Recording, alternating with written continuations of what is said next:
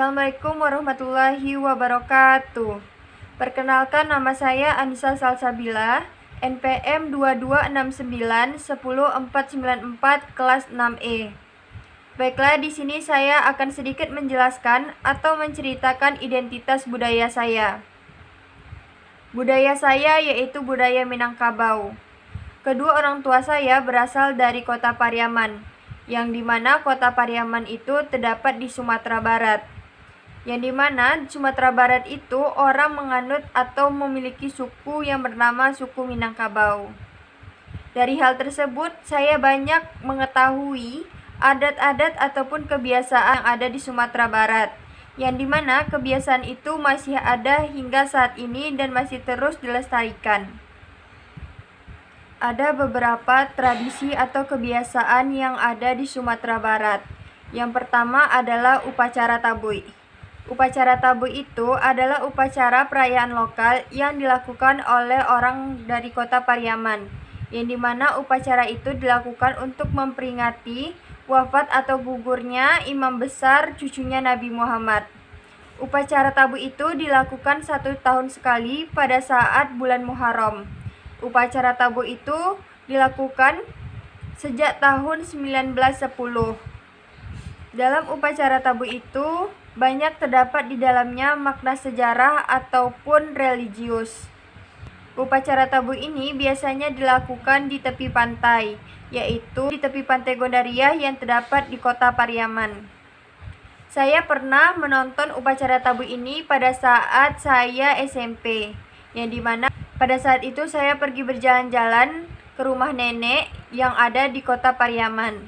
Selanjutnya yang kedua adalah adanya tradisi mandi balimau. Mandi balimau ini adalah mandi dengan limau, yang dimana mandi balimau ini dilakukan pada saat menjelang bulan suci Ramadan. Mandi balimau ini biasanya dilakukan di tepi sungai ataupun di rumah. Saat mandi balimau ini biasanya kita sekeluarga juga saling maaf-maafan karena ingin menyambut bulan suci Ramadan. Kebiasaan mandi balimau ini masih ada hingga saat ini dan masih terus dilestarikan. Selanjutnya yang tradisi ketiga ada namanya tradisi Batogak Kuda-Kuda.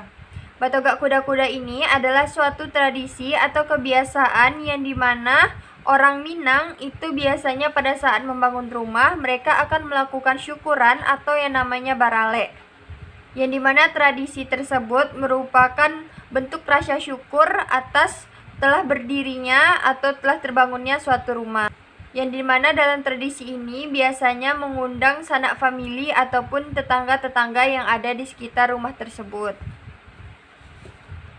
Baiklah, itu adalah beberapa tradisi-tradisi ataupun kebiasaan yang ada di Sumatera Barat yang hingga saat ini masih terus berkembang dan terus dilestarikan.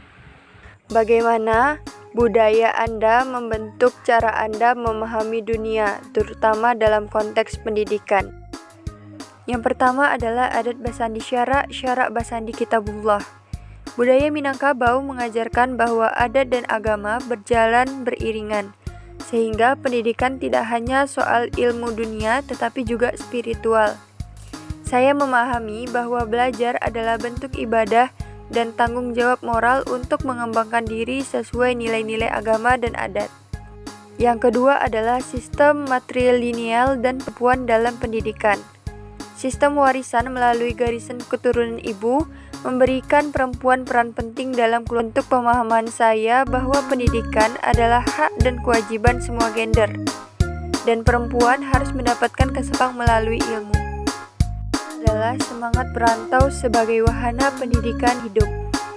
Budaya merantau mendorong saya untuk berani meninggalkan zona nyaman, mencari ilmu dan pengalaman di luar kampung halaman. Ini mengajarkan pentingnya kemandirian, keberanian menghadapi tantangan, serta keterbukaan terhadap berbagai budaya dan cara pandang yang berbeda. Pernahkah Anda menghadapi stereotip dalam pengalaman belajar? Saya tidak pernah mengalami diskriminasi atau stereotip dalam pembelajaran dikarenakan lingkungan sekitar saya, mereka dapat bisa saling menghargai dan saling toleransi terhadap budaya orang lain. Jadi saya tidak pernah mengalami yang namanya diskriminasi atau stereotip. Pelajaran apa yang Anda ambil dari pengalaman tersebut untuk menjadi guru yang inklusif dan peka budaya? Pelajaran yang bisa diambil dari pengalaman tersebut untuk menjadi guru yang inklusif dan peka budaya adalah yang pertama, bisa lebih menghargai keberagaman budaya. Pengalaman ini mengajarkan bahwa setiap daerah memiliki warisan budaya yang unik, yang dimana kita sebagai calon pendidik bisa menjadi contoh dalam menumbuhkan sikap saling menghormati antar budaya di lingkungan sekolah. Yang kedua, menumbuhkan empati dan rasa keterhubungan. Dengan memahami latar belakang budaya setiap siswa, guru bisa lebih mudah membangun hubungan emosional dan komunikasi yang efektif, serta menyesuaikan pendekatan pembelajaran agar lebih relevan dan bermakna bagi siswa dari berbagai latar belakang. Selanjutnya, pelajaran yang bisa saya ambil dari pengalaman tersebut untuk menjadi guru yang inklusif dan peka budaya adalah saya bisa menciptakan lingkungan belajar yang aman dan inklusif, yaitu mengetahui nilai-nilai budaya seperti gotong royong, spiritual, dan kekeluargaan dari upacara seperti tabui dan mandi balimau, yang dimana bisa membantu saya sebagai calon pendidik untuk merancang pembelajaran yang tidak mendiskriminasi, bisa dihargai dan diterima apa adanya. Visi Anda sebagai calon guru